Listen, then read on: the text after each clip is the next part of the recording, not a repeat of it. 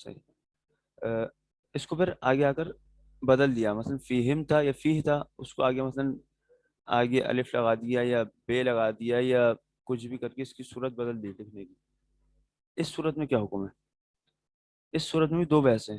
ایک یہ کہ خود اس لفظ کو کاٹنا، ٹکڑے ٹکڑے کرنے کا کیا حکم ہے، یہ کیا جا سکتا ہے نہیں کیا سکتا. اس میں بھی انہوں نے کہا کہ اپنا شرع حکم اس کے ٹکڑے کرنے سے نہیں بدلے گا، یعنی وہی کہ اسے ٹکڑے ٹکڑے نہیں کیا سکتا. اگر بے احترامی شمار ہو تو ٹکڑے ٹکڑے نہیں کیا سکتا ایک، اور اگر بے احترامی شمار نہ ہو تو مثلا جب تک محو نہ ہو جائے تو کافی نہیں ہے. دوسری بات جو تھی اس کو مس کرنے کے بارے میں، یعنی جو آپ نے اس کی شکل بدلی ہے، صحیح ہے. اس مثلا الرحمن لکھنا چاہتا میں نے الف لام لکھ کر چھوڑ دیا. اب میں نے الرحمن کو مثلا الف لام لکھا ہوا تھا، اس کو میں نے آگے بڑھا کر بیک، بے یہ کاف پڑھا دیا، البیک کر دیا میں نے اس کو. اس صورت میں یعنی بدلی ہوئی جو میں نے اس کی تحریر جو بدلی ہے، بدلی ہوئی صورت جو تحریر کی، اس کو بغیر وضو کے اجتناب احتیاط واجب کے نمبر نہ کیا جائے. اس الف لام کو بھی. یہ گیمر کے نام سے کون ہے؟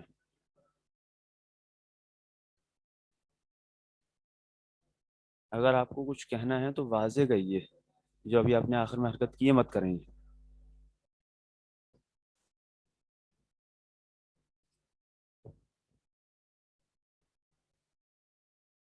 امتحانات کے حوالے سے بھیا آپ لوگوں کو پریشان ہونے کی ضرورت نہیں ہے.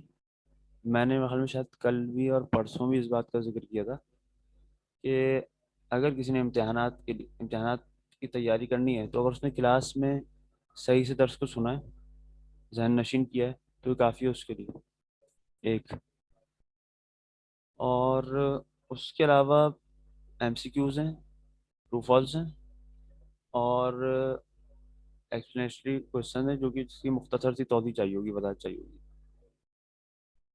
یہ ہے. اور تیاری میں اس میں کیا کرواؤں میں، یعنی آپ کو سوالات بتا دوں تو ایسا تو نہیں ہو سکتا. ٹھیک ہے.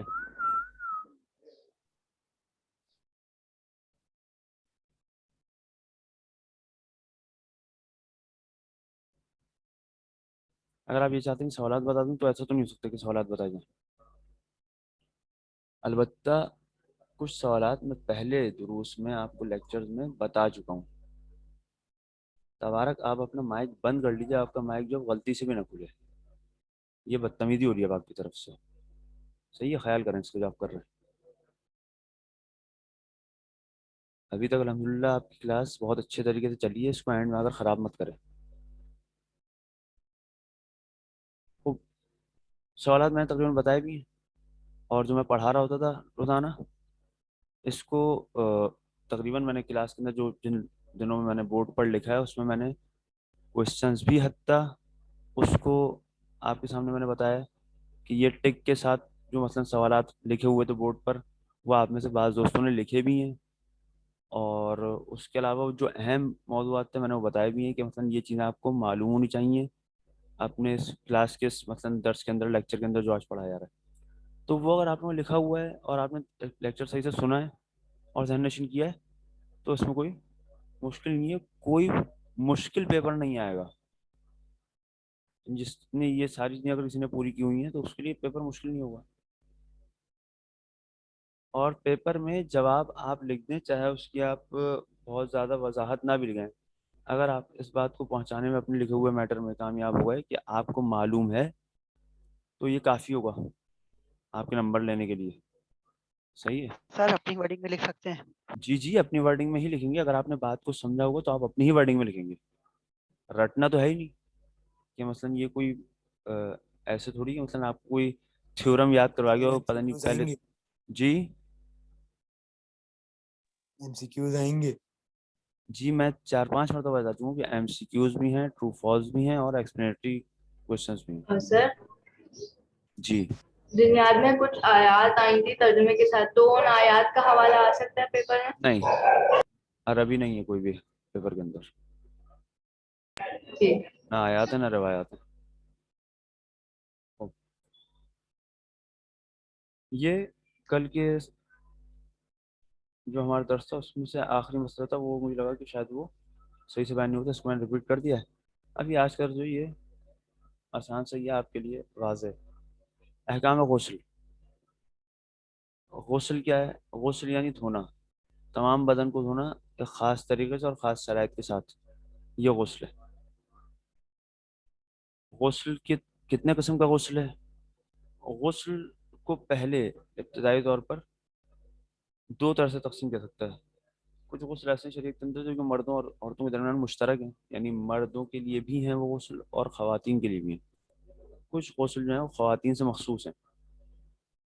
خوب، جو واجب غسل ہیں جو مردوں کے اور خواتین کے درمیان مشترک ہیں وہ چار ہیں: غسل جنابت، غسل میت، غسل مس میت، غسل نظر و عہد و قسم۔ غسل جنابت کیا ہے؟ یعنی جب کہ انسان کے بدن سے منی خارج ہو جاتی ہے تو اس صورت میں انسان ہو جاتا ہے مجنب، اس صورت میں انسان کے اوپر غسل واجب ہوگا۔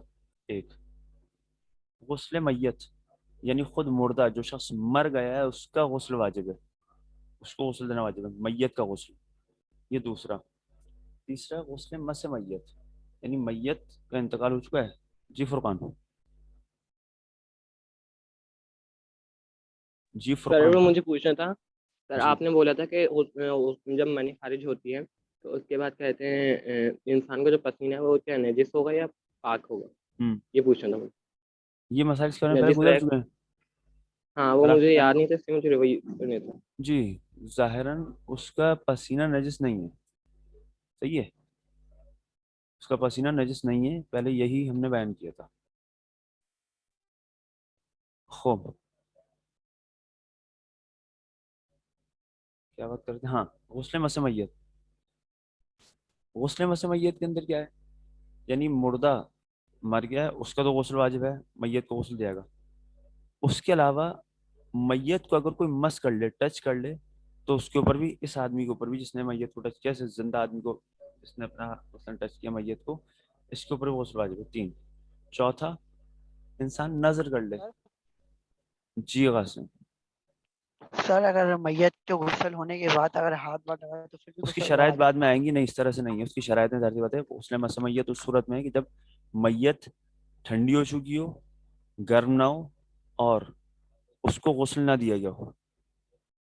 ان دو شرطوں کے ساتھ اگر کوئی مثلاً کسی ایک آدمی کا ابھی انتقال ہوا ہے مثلاً آدھے گھنٹے پہلے، ابھی تک اس کو غسل نہیں دیا، میں نے اس کے بدن کو جا کر مس کر لیا، اس کی جنازے کو، اس کی میت کو، تو غسل مس میت میرے اوپر واجب ہو جائے گا۔ کیوں؟ کیونکہ مثلاً اس کی باڈی بھی ٹھنڈی ہو رہی تھی اور اس میت کو غسل بھی نہیں دیا گیا تھا۔ ٹھیک ہے۔ چوتھا جو وہ غسل نظر و عہد و قسم ہے۔ غسل نظر و عہد و قسم کیا ہے؟ یعنی انسان نظر کرے یا عہد کرے یا قسم کھائے کہ فلاں کام ہوگا تو میں غسل کروں گا للہ علیہ، مثلا اس طرح سے اپنے اوپر غسل کو واجب کر لے، تو جب فلاں کام ہو جائے گا مثلا یا خدا کی قربت کی خاطر میں اپنے نظر کرتا ہوں کہ میں خدا کے لیے غسل کروں گا، یہ نظر کر لینے سے مثلا میں اپنے اوپر غسل واجب کر لے، یہ غسل بھی اب میرے اوپر کیا ہے؟ واجب ہے۔ مثلا یہ چوتھا واجب غسل جو یہ کیونکہ مردوں اور خواتین دونوں کے درمیان کیا ہے؟ مشترک ہے۔ خواتین کی کچھ مخصوص غسل ہیں، کچھ خواتین کے مخصوص مسائل ہیں، جو حیض، نفاس اور استحاضے کی صورت ہے، اس صورت میں خواتین کے لیے غسل واجب ہوتا ہے۔ اس کے علاوہ مستحب غسل بے شمار ہیں، بہت زیادہ ہیں، جیسے یہاں پر ایک دو گنے گئے ہیں: غسل جمعہ، غسل عیدین، عید الفطر اور عید الاضحیٰ کا جمعہ، اور اس طرح دیگر مناسبتوں میں جو غسل آپ سنتے رہتے ہیں، مثلا شب قدر، مثلا جیسے بھی آپ نے پچھلے دنوں گزرا ہے شب قدر کا غسل، شب قدر میں کیا ہے؟ غسل مستحب۔ اس طرح کے کئی غسل مستحب بے شمار موجود ہیں۔ یہ غسل کی اقسام ہوئی۔ غسل کیفیت کے اعتبار سے دو طرح کا ہے، جیسے وضو تھا، یا ترتیبی ہے یا ارتماسی ہے۔ ترتیبی اندر کیا ہے؟ یعنی بدن کو ایک خاص ترتیب سے دھویا جائے گا، اور ترتیب کیا ہے؟ ترتیب یہ کہ انسان اپنے سر اور گردن کو پہلی دفعہ میں دھوئے گا، ایک پہلے دفعہ جب دھوئے گا تو اس کو دھوئے گا، دوسری دفعہ جب دھوئے گا تو وہ اپنے پھر اس کے بعد اپنے بدن کے دائیں حصے کو، آدھے حصے کو دھوئے گا، یعنی اپنے بدن کو تین حصوں میں ڈیوائڈ کر لے، سر اور گردن ایک، پھر بقیہ بدن میں سے مثلا یہ بدن ہے تو دایاں حصہ جو ہے مثلا یہ آدھا بدن ڈیوائڈ کرے، دایاں حصہ پھر بایاں حصہ، اپنے سر اور گردن کو دھونے کے بعد اپنے دائیں حصے کو دھوئے گا اور بدن کے، اور پھر بائیں حصے کو دھوئے گا۔ یہ غسل ترتیبی کا طریقہ۔ غسل ارتماسی کیا ہے؟ انسان پانی کے اندر اترے اس طرح سے کہ پانی اس کے بدن کے تمام نقاط کے اوپر، تمام حصوں تک پہنچ جائے. جب انسان پانی کے اندر اس طرح سے پہنچ گیا اور اس نے نیت کر لی غسل کی تو یہ اس کا غسل ہو گیا. اب یہاں پر اس کے کچھ مسائل غسل کے. احتیاط واجب کے سر نمبر جی. سر غسل ترتیبی میں پانی کتنی دفعہ ڈالنا چاہیے؟ ایک دفعہ ڈالنا واجب ہے. ایک دفعہ بس. صحیح. جی البتہ ڈالنے کا وہی جو معیار ہے وہ میرا اپنا ارادہ ہے. ایسا نہیں میں نے ایک مگا ڈالا اپنے دائیں بدن پر تو میں بولوں میں نے ایک دفعہ ڈال لیا. ایسا نہیں ہے. میں نے ایک دفعہ ڈالا, ایک پہلی دفعہ کا ارادہ کر کے میں ڈال رہا ہوں.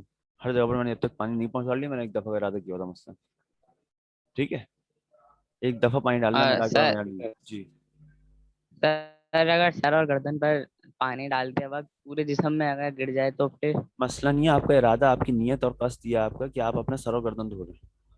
باقی کہیں بھی پانی جاتا جائے, آپ کا ارادہ اور نیت یہ ہے. اسی نیت سے آپ یہاں پر پانی ڈال رہے ہیں. ٹھیک ہے.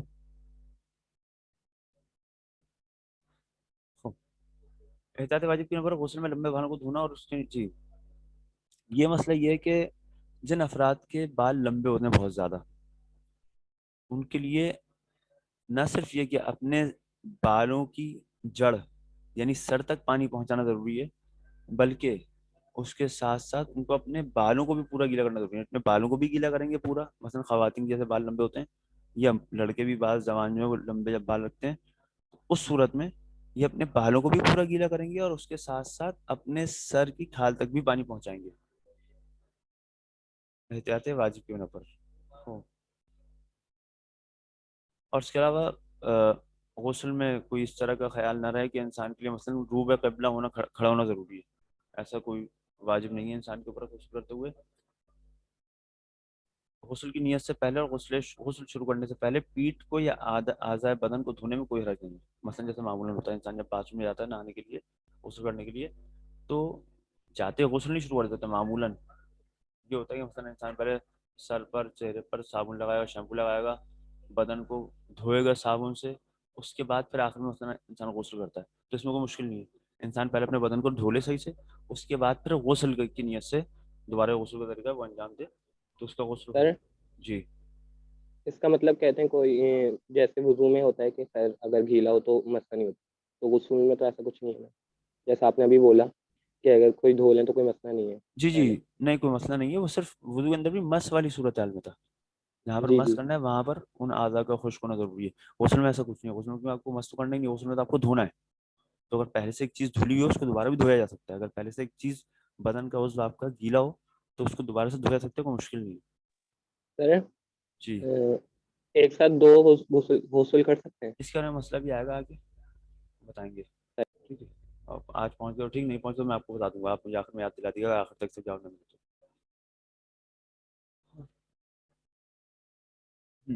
اگر غسل ترتیبی کو بیان کرتا ہاں یہ ترتیب ہم نے بیان کیا غسل ترتیبی کے اندر کہ انسان پہلے اپنے سر و گردن کو دھوئے گا, اس کے بعد اپنے بدن کا دایاں حصہ, اس کے بعد اپنے بدن کا بایاں حصہ. اگر اس ترتیب سے نہ دھوئے جان بوجھ کر یا بھول جائے, ٹھیک ہے, یا کہ نہ جان بوجھ کر نہیں کیا, بھولا بھی نہیں ہے, اس کو مسئلہ ہی نہیں پتا تھا کہ اس میں ترتیب کا لحاظ کس طرح رکھا جاتا ہے, اس ترتیب سے انجام نہیں دیتا. اگر یہ ترتیب اس ترتیب کو رعایت نہ کر سکے اور اس ترتیب سے انجام نہ دے کسی وجہ سے, چاہے جان بوجھ کر, چاہے بھولے سے, چاہے مسئلہ نہ جاننے کی بنیاد پر, تو اس کا غسل کیا ہے, وہ باطل ہے. بس ترتیب کا لحاظ غسل ترتیبی اندر رکھنا ضروری ہے.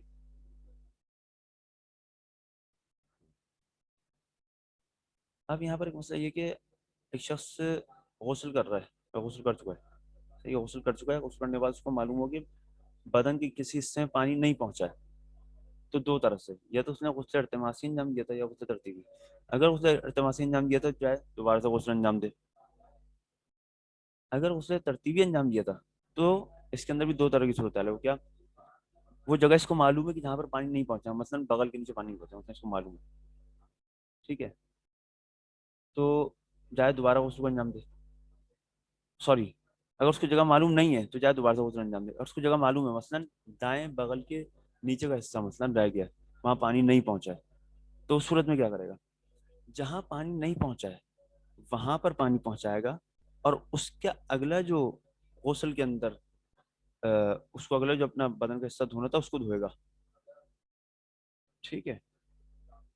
مثلا اگر دائیں بغل کے نیچے کا اس کا حصہ رہ گیا تھا، وہاں پانی نہیں گیا تھا، تو یہ دوبارہ سے آئے گا. اس سے ترتیب اس نے انجام دیا تھا.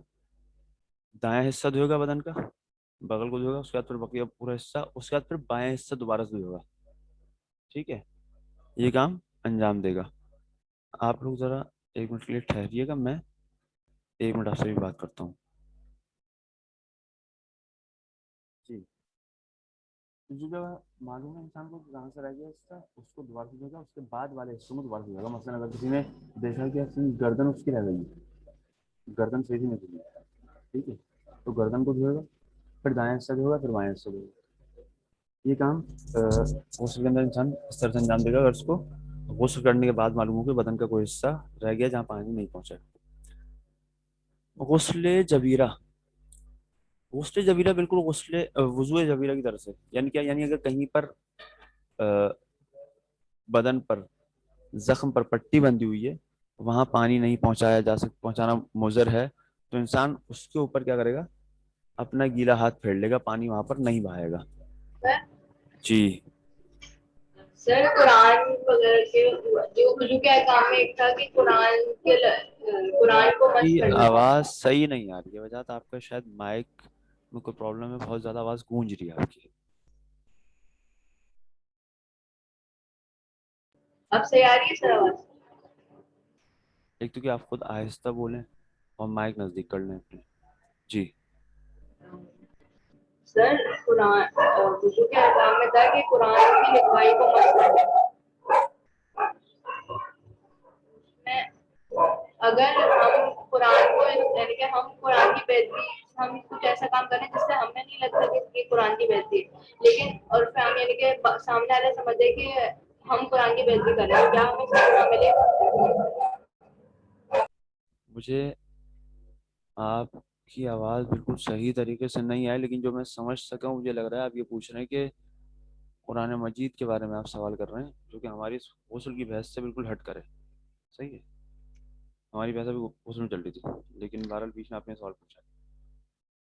آپ کا سوال ظاہراً شاید یہ تھا کہ قرآن مجید کی ہم بے ادبی نہیں کر رہے، لیکن سامنے والا بے ادبی سمجھ رہا ہے، تو ہم کیا کریں؟ اسی طرح سے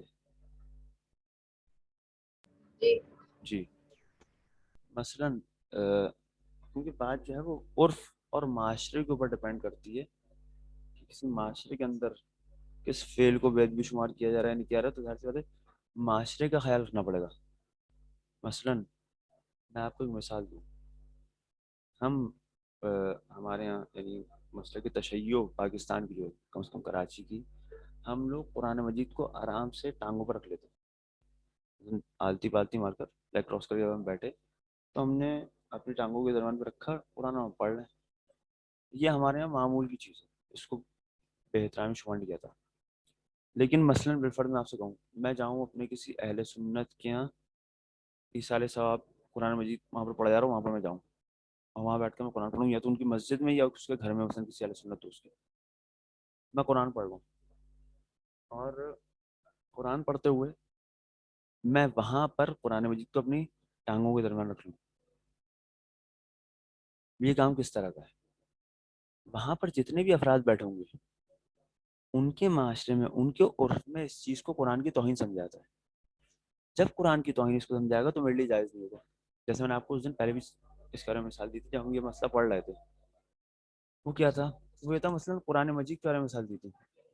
قرآن مجید کو زمین پر رکھ دینا، کہ انسان کھڑا ہوا ہو جہاں پر، قرآن کو زمین پر رکھا ہو، اس کو ہمارے معاشرے میں توہین شمار کیا جاتا ہے.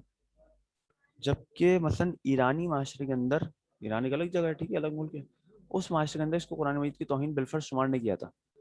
تو یہ کام میں وہاں پر جا کر تو کر سکتا ہوں، یعنی وہاں کے معاشرے کو دیکھتے ہوئے کہ وہاں پر توہین نہیں سمجھا تھا قرآن مجید کی.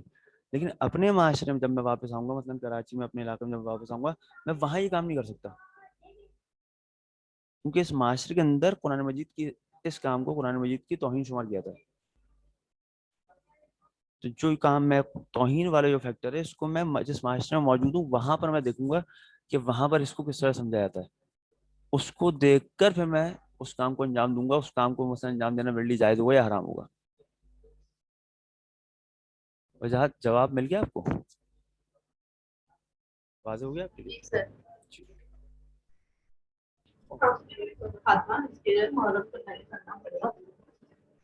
अपना माइक बंद कर लीजिएगा वजह गुस्ल की शराइत।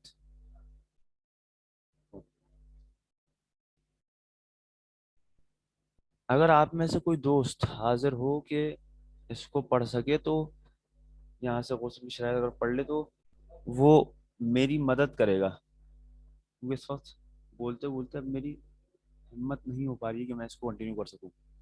फुरकान, आप पढ़ना चाहेंगे? अगर पढ़ना चाहेंगे तो पढ़ें आप, बहुत गुस्ल मेहरबानी। की शराइत। जी। जो शराइत वज़ू के लिए बयान की गई हैं, जैसे पानी का पाक होना वगैरह, वही गुस्ल के लिए भी ज़रूरी है। लेकिन गुस्ल में ऊपर से नीचे की तरफ और पे दर पे धोना वाजिब नहीं, बल्कि वो गुस्ल के दरमियान थोड़ी देर के लिए कोई और काम अंजाम दे सकता है और फिर गुस्ल को इसी मुकाम से जहाँ से छोड़ा है शुरू कर सकता है। यहाँ आप रुकिएगा, गुस्ल में जिस ये बात वाज़ेह है, जो तमाम शराइत वज़ू के लिए हैं, वो गुस्ल के लिए भी हैं। सही है। जैसे मिसाल उन्होंने दी, मसलन ऊपर से नीचे की तरफ, मसलन तरतीब से धोना। सही है। वुजू में ऊपर से नीचे धोना वाजिब था, मतलब अगर आप चेहरा धो रहे हैं तो ऊपर से नीचे की तरफ धोएंगे, आप नीचे से ऊपर नहीं धो सकते। लेकिन गुस्ल के अंदर ऐसा नहीं है। मसलन अगर मैं अपना दायां हिस्सा धो रहा हूँ बदन का, तो जरूर नहीं है कि मैं ऊपर से नीचे की तरफ धोऊं। मैं मसलन अपने सीने से शुरू कर सकता हूँ, सीने से फिर ऊपर जाऊँ और फिर दोबारा से नीचे हिस्सा धोऊं, इसमें कोई मुश्किल नहीं है। एक और शर्त जो थी वुजू के अंदर, वो थी पै दर पै धोने की, जिसको कहा था मुवालात। मुवालात की शर्त गुस्ल के अंदर नहीं है। यानी मसलन मैंने अपना सर और गर्दन धोई, मैं मसलन कोई गेट पर आ गया, मैं घर के अंदर अकेला था, मैंने कपड़े पहने, मैं बाहर आया, दरवाज़ा मैंने खोला और जो भी था बंदा उसको मैंने रिसीव किया, बंद किया दरवाज़ा, मैं दोबारा आया बाथरूम में। अब मैंने दोबारा से अपने गुस्ल को कंटिन्यू किया, दाएं हिस्से धोया क्योंकि सर और गर्दन धो चुका था मसलन। ठीक है। तो मुवालात और पै दर पै इसको अंजाम देना ज़रूरी नहीं है। जी बढ़िया है फुरकान। गुस्ल में जिस हिस्से को धोना चाहता है, अगर वो नजिस हो तो पहले इस हिस्से को पाक करे, और गुस्ल से पहले तमाम बदन का एक पाक होना ज़रूरी नहीं। लिहाजा अगर गुस्ल अज़ू को गुस्ल देने से पहले पाक कर लिया जाए तो गुस्ल सही है। लेकिन अगर नजिस वज़ू गुस्ल से पहले पाक ना किए जाएं और एक ही साथ पाक करने और गुस्ल करने का इरादा किया जाए तो गुस्ल जी, बातिल ये है। इसके अंदर मसला वाज़ है कि गुस्ल को इंसान जब अंजाम दे रहा है तो गुस्ल अंजाम देने से पहले जरूरी क्या है कि उसके वो आज़ाए गुस्ल जो है, बदन के हिस्से जो है वो क्या है, वो पाक हों, क्योंकि उनको निजासत ना लगी हुई हो। अब ये जो निजासत से पाक हो, ये दो तरह से हो सकता है। एक दफ़ा है कि मैंने पहले एक दफ़ा पूरा अपने बदन पर से निजासत अगर थी मसलन, उसको मैंने हटा लिया और फिर मैंने गुस्ल किया, ये एक तरीका कार है। दूसरा तरीका कार ये कि मैंने गुस्ल शुरू किया, मसलन मेरे दाएं कंधे पर निजासत लगी हुई है, सर और गर्दन को मैंने धोया, फिर मैंने निजासत जो मेरे दाएं कंधे पर थी मैंने उसको पाक किया, फिर मैंने दाएं हिस्से को बदन के धोना शुरू किया। इस तरह से मैं पाक कर सकता हूँ। ठीक है। ये दो तरीके के कार्य जो है पाक करने के सही है। लेकिन अगर कोई ये काम करे कि मसलन दाएं कंधे पर निजासत लगी हुई है, सर और गर्दन को उसने धोया, दाएं कंधे को पाक पहले नहीं किया, बल्कि एक ही दफा पानी डालते हुए इरादा ये कर रहा है कि इसी से मैं इस निजासत को भी पाक कर रहा हूँ और मैं गुस्ल भी कर रहा हूँ, इस सूरत में इसका ये पाक करना सही नहीं होगा, इसका गुस्ल बातिल होगा। समझे फर्क कहाँ पर है? पहले जहां पर कहा कि पाक किया से करने के दो तरीके हैं, वो ये हैं कि एक दफा ये गुस्ल शुरू करने से पहले पाक कर लिया, एक दफा ये कि गुस्ल शुरू कर दिया लेकिन जो नजस उज्व है उसको गुस्ल की नियत से धोने से पहले पहले पाक किया और फिर गुस्ल की नियत से उसके ऊपर पानी डाला, इसमें कोई मुश्किल नहीं है। लेकिन अगर एक ही नियत से गुस्ल शुरू करने के बाद एक ही नियत से पाक करने और गुस्ल करने की नियत से पानी डाला जाए तो इस सूरत में गुस्ल क्या होगा? बातिल होगा, गुस्ल नहीं होगा। जी पढ़िए फुरकान, आप पढ़ रहे थे। जो चीज़ बदन तक पानी पहुँचने जो चीज़ बदन तक पानी पहुँचने में रुकावट है, इसको दूर करे, और अगर अगर ये इत्मीनान करने से पहले गुस्ल कर ले कि दूर हुई या नहीं तो गुस्ल बातिल है। वाज़ेह, यानी इंसान को इत्मीनान होना चाहिए कि अगर पहले कोई रुकावट मौजूद है वो हट गई है और गुस्ल का पानी पहुंच गया है, और अगर इत्मीनान हासिल हुए अगर उसने गुस्ल कर लिया तो उसका गुस्ल बातिल है। वो अहकाम गुस्ल। अहकाम गुस्ल। जब भी गुस्ल के दरमियान हज असगर सादिर हो, मसलन पेशाब करे तो गुस्ल बातिल यहाँ नहीं पर होता और ज़रूरी एक नहीं। मिनट रुकिएगा। حدث، حدث دو طرح کا ہے، حدث یا حدث ایک اصغر ہے ایک اکبر ہے. حدث اصغر، حدث آپ سمجھیں کہ مبتل، یعنی وہ چیز کہ جس کو انجام دینے سے مثلا غسل باطل ہو جائے یا وضو باطل ہو جائے. اگر یہ مبتلات وضو میں سے ہو، مثلا پیشاب، لیٹرین، یا ریح کا خارج ہونا، معدے کی جو ہوا ہوتی ہے مثلا اس کا نکلنا مقد سے، یہ تین، یہ کیونکہ وضو کے بطلان کا سبب بنتے ہیں، ان کو حدث اصغر کہا جاتا ہے. اس کے مقابلے میں ہوتا ہے حدث اکبر. حدث اکبر کیا ہے؟ حدث اکبر وہ چیزیں کہ جن کی وجہ سے، یعنی ایسی چیز انسان سے رونما ہو، انجام پائے کہ جس سے اس کا غسل ٹوٹ جائے، اس کے اوپر غسل واجب ہو جائے. یعنی پہلے اس نے غسل کیا تو غسل ٹوٹ گیا، اب اس دوبارہ سے اس پر غسل واجب ہو جائے. جی اب پڑھیے گا اس کو شروع سے فرقان. جب بھی غسل کے درمیان حد سے اصغر حدث ہے صادر یہ، ہو، مثلا حدث نہیں پیشاب کریں، حدث.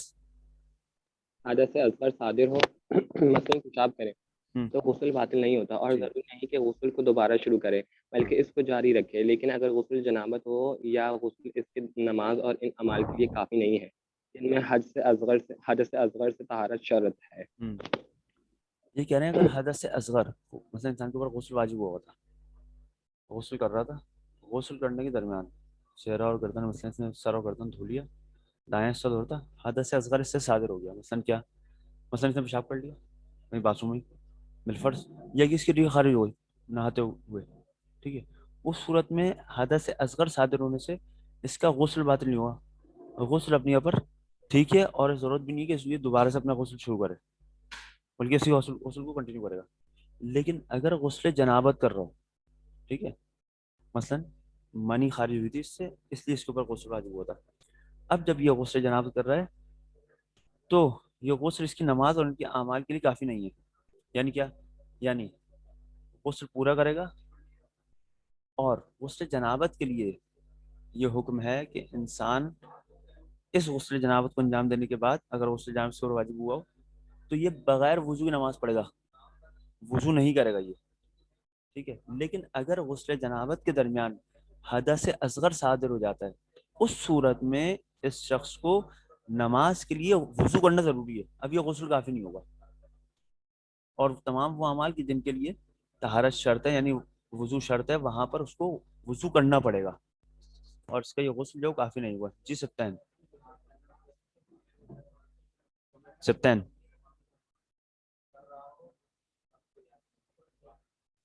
سبتین آپ کو کوئی سوال نہیں ہے؟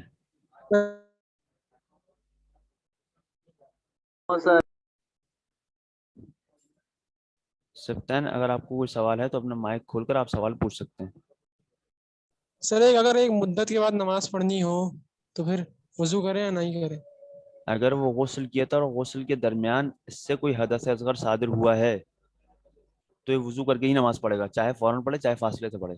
اور اگر غسل جنابت کر رہا تھا اور کوئی غسل کے درمیان کوئی حدث اصغر صادر نہیں ہوا، اور غسل انجام دینے کے بعد بھی کوئی حدث اصغر صادر نہیں ہوا ہے، تو چاہے جب تک اس سے حدث اصغر صادر نہیں ہو رہا ہے تب تک یہ اس غسل کے ساتھ نماز پڑھ سکتا ہے. ٹھیک ہے صادق؟ اوکے سر، ہر نماز پڑھ سکتے ہیں، صرف ایک نماز پڑھ نہیں نہیں، سکتے ہیں؟ ہر نماز پڑھ سکتا ہے جب تک کوئی مبتلا وضو انجام نہ پا جائے. سبتان آپ کو ظاہر کوئی سوال نہیں ہے؟ کوئی اور بھی برادر کوئی سوال پوچھنا چاہ رہے تھے؟ سر ہم یہی پوچھنا رہے لیکن وہ صادق نے پوچھ لیا. صحیح صحیح، ٹھیک ہے.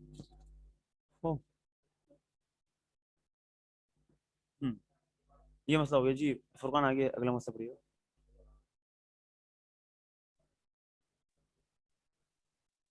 جس سب کی نیت سے ایک غسل بجل آئے تو وہ سب کے لیے کافی ہے، اور اگر ان میں غسل جنابت بھی ہو اور اسی کی نیت سے غسل کیا جائے تو بقیہ غسلوں کے لیے کافی ہوگا، اگرچہ احتیاط مستحب یہ ہے کہ ان سب کی نیت کر لی. وجاہت آپ کو جواب مل جائے گا یہاں پر. آپ ظاہراً یہ سوال پوچھ رہے تھے کہ انسان کے اوپر اگر کئی غسل واجب ہوں. سر ہم ہی پوچھ رہے تھے، آپ ہی پوچھ رہے تھے؟ اچھا. جی انسان کے اوپر اگر کئی غسل واجب ہوں، تمام غسلوں کی نیت ایک غسل کے اندر کر سکتا ہے. مثلا بالفرض میں گیا غسل کرنے کے لیے، غسل جمعہ انجام دے رہا ہوں، غسل جمعہ انجام دے رہا ہوں، جمعے کے دن عید پڑ گئی ہے، تو جمعے کا بھی میں نے غسل کا ارادہ کیا، نیت کی، عید کے غسل کی بھی میں نے نیت کی. میں نے مثلا ایک نظر بھی کیا ہوتا میں نے غسل، اس کا بھی میں نے ارادہ کیا. اور اسی طرح سے کوई और मतलब मुस्तहब गुस्ल आ गया, या मसलन मैंने जुम्मे के दिन ईद जब पढ़ी है, मैंने एक मैयत भी मसलन मुझे सुबह सुबह नजर आ गई थी, मैंने उसको हाथ भी लगा लिया था, उसने मसलन ये मैयत भी मेरे ऊपर वाजिब हो गया, मैं इन तमाम गौसलों की नियत करूंगा और नियत करके एक दफ़ा गुस्ल अंजाम दूंगा, ये मेरा गुस्ल अंजाम पा जाएगा, ये तमाम गुस्ल एक ही दफ़ा के गुस्ल में अंजाम पा जाएंगे। और कह रहे हैं अगर इनमें गुस्ल जनाबत भी हो और इसी की नियत से गुस्ल किया जाए तो हाँ, इंसान गुस्ल जनाबत इंसान के ऊपर वाजिब हुआ था, गुस्ल जनाबत अंजाम देने के लिए गया, गुस्ल जनाबत जब ये अंजाम देगा तब बकिया जो तमाम गुस्ल ये भी अंजाम पा जाएंगे। अगर से कह रहे हैं उनका भी नियत करना लाज़मी है। जी, उन सब गुस्लों की नियत करें एक साथ या फिर एक? वही बयान कर रहे हैं यहाँ पर कि ये गुस्ल जनाबत अगर हो इंसान के ऊपर, यानी तमाम गुस्लों के अलावा गुस्ल जनाबत भी हो, तो गुस्ल जनाबत जब इंसान अंजाम देगा तो बकिया तमाम गुस्लों की चाहे नियत ना भी करे वो तमाम के तमाम अंजाम पा जाएंगे। लेकिन एहतियात मुस्तहब ये है कि गुस्ल जनाबत के साथ साथ बकिया तमाम गुस्लों की भी नियत करे। ठीक है मित्र,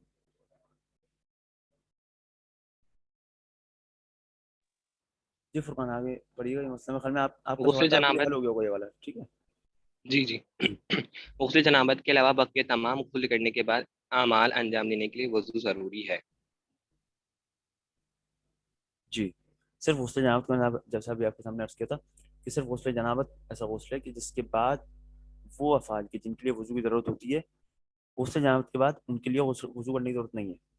लेकिन बकिया तमाम गुस्लों के अंदर मसलन गुस्ल मसमयत, ठीक है, गुस्ल मसमयत मैंने किया, मैंने मयत को मस किया था, गुस्ल मसमयत मेरे ऊपर वाजिब हुआ, मैंने गुस्ल मसमयत अंजाम दिया, मसलन नमाज के वक्त हो गया था, अब मैं वजू करूंगा और फिर नमाज पढ़ूंगा, या मैं कुरान मजीद को उठाने जा रहा हूँ, कुरान मजीद के लफ्ज़ों को हाथ लगाने जा रहा हूँ, तो ज़रूरी क्या है मैं बावजू हूँ, तो मेरा गुस्ल मसमयत काफ़ी नहीं होगा, बल्कि मुझे वजू भी करना होगा और फिर मैं ये काम अंजाम दे सकूंगा। जी, अगर किसी को गुस्ल के बाद इसके बातिल होने का यकीन हो जाए तो इसे इन तमाम नमाजों को क़ज़ा अंजाम देनी होगी जो इससे गुस्ल के साथ पड़ी है। सही, यकीन हो गया आपको, पता है कि मतलब मैंने जो गुस्ल अंजाम दिया था वो बातिल था, तो मसलन कल सुबह मसलन मैंने गुस्ल अंजाम दिया था, तो कल फजर की नमाज, ज़ोहर असर मगरिब इशा, आज फजर ज़ोहर असर मसलन मैं तमाम क्या उसी गुस्ल के बाद अंजाम दिया, मुझे पता लगा कि भाई मेरा गुस्ल जो था मसलन किसी वजह से वो गुस्ल मेरा बातिल था, तो अब जब मुझे पता लगा कि मेरा गुस्ल बातिल है, तो अब मैं उन तमाम की तमाम इबादतों को गुस्ल अंजाम देने के बाद दोबारा से अंजाम दूंगा, दोबारा से गुस्ल करूँगा, कल की फजर ज़ोहर असर मगरिब इशा, आज की फजर और ज़ोहर असर की वक्त बाकी है, तो इसको तो मैं अदा की नीयत से अंजाम दूंगा, लेकिन बकिया तमाम जो है वो नमाजें वो मुझे क़ज़ा अंजाम देनी होगी। जी, गुस्ल अंजाम देनी शक, गुस्ल में शक, गुस्ल में शक, जी गुस्ल के अंजाम देने में शक, यानी ये शक करे कि गुस्ल क्या है या नहीं किया है या नहीं, तो जिन अमाल के लिए गुस्ल ज़रूरी है इनके लिए दोबारा गुस्ल करें ताकि हम जो नमाज़ें वगैरह पढ़ चुका है वो सही है। ताहम जो हमारे फतवा सही बात है। खुद असले गुस्ल के अंदर शक हो रहा है, एक मिनट रुकिए कासिम, खुद असले गुस्ल के अंदर इसको शक हो रहा है कि इसने गुस्ल किया भी था या नहीं किया था, इस सूरत के अंदर नहीं शक करे कि गुस्ल किया है नहीं, तो जिन अमाल के लिए गुस्ल ज़रूरी है उनके लिए दोबारा गुस्ल करे, अब आइंदा जिसको अमल अंजाम देने हैं उनके लिए गुस्ल करे, लेकिन जो पहले अंजाम दे चुका है वो सही है, उनको दोबारा से अंजाम देने की उसके बाद वजह लाने की जरूरत नहीं है। कासिम सवाल पूछ रहे थे आप। सर गुस्ल किन किन चीजों से बातिल हो जाता है? वो आएंगे अभी कि कौन सी चीजें सबब बनती हैं कि गुस्ल वाजिब हो। ठीक है वाजिब नहीं, बातिल बातिल। जी, जब पहले वाला बातिल होगा तो ही तो अगला वाजिब होगा, अगला वाजिब होने का मतलब यही है कि पहला वाला बातिल हो गया। ठीक है सर गुस्ल क्लास दोबारा ज्वाइन कर। मिसम, आप अपना माइक सही से खोलकर और आहिस्ता सवाल पूछिए, यानी स्पीड बहुत ज्यादा है आपके सवाल पूछने की, तो समझ में नहीं आया था। क्लास दोबारा ज्वाइन करनी है? नहीं क्लास दोबारा ज्वाइन मत कीजिएगा, 1 मिनट से कम रह गया, ये मसला आखिरी पढ़ लीजिए फुरकान जल्दी से, ताकि ये क्लास आपकी खत्म हो जाए। गुस्ल की सेहत में शक, गुस्ल अंजाम देने के बाद शक करे इसका गुस्ल सही था या नहीं, अगर एहतमाल दे के गुस्ल को सही तौर पर अंजाम दिया है और जो चीज़ गुस्ल के वक्त गुस्ल के सही होने में मोतबर ہے ان کی طرف متوجہ تھا تو اپنے شک کی پرواہ نہ کرے، اس کے صحیح ہونے پر پناہ رکھیں۔ ہاں یعنی کیا، یعنی آپ کو شک ہو رہا ہے کہ غسل صحیح کیا تھا یا نہیں کیا تھا، اگر آپ نے احتمال دیا کہ آپ کا غسل صحیح تھا اور آپ ان